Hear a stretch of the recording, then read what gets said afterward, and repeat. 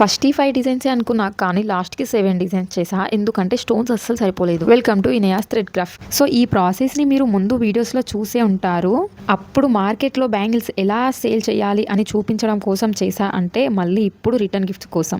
ఈ ప్రాసెస్‌లో బ్యాంగిల్స్ చేస్తే కొంచెం కన్ఫ్యూజన్ తగ్గడంతో పాటు టైం మేనేజ్మెంట్ కూడా అవుతుంది. ఈ బ్యాంగిల్స్ చేయడానికి డే అండ్ నైట్ ఎంతగా స్ట్రగుల్ అయ్యానో.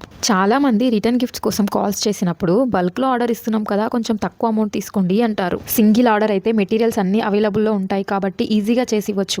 అదే బల్క్ ఆర్డర్ అయితే స్టోన్స్ ఉంటే థ్రెడ్ ఉండదు, థ్రెడ్ ఉంటే బ్యాంగిల్స్ ఉండవు. బ్యాంగిల్స్ అన్నీ రెడీ అయ్యే వరకు నమ్మకం ఉండదు. ఎన్నిసార్లు మార్కెట్కి వెళ్ళాల్సి వస్తుందో.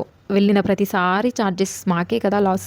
ఈ బల్క్ ఆర్డర్స్లో మిగిలేదే 20 to 25 రూపీస్. ఒక్క ప్లాస్టిక్ బ్యాంగిల్కే 10 రూపీస్, అంటే పేరు 20 రూపీస్. ఇంకా థ్రెడ్కి ఏంటి, స్టోన్స్ ఏంటి, యూజ్ చేసే గ్లూ, ప్యాక్ చేసే కవర్స్, ఇవన్నిటికి ఎంత అవుతుంది మీరే లెక్క వేసుకోండి. వీడియో ఇంతటితో అయిపోలేదు. నెక్స్ట్ వీడియోలో ఇంకొంచెం యూస్ఫుల్ కంటెంట్ ఉంటుంది, అసలు మిస్ అవ్వకుండా చూడండి.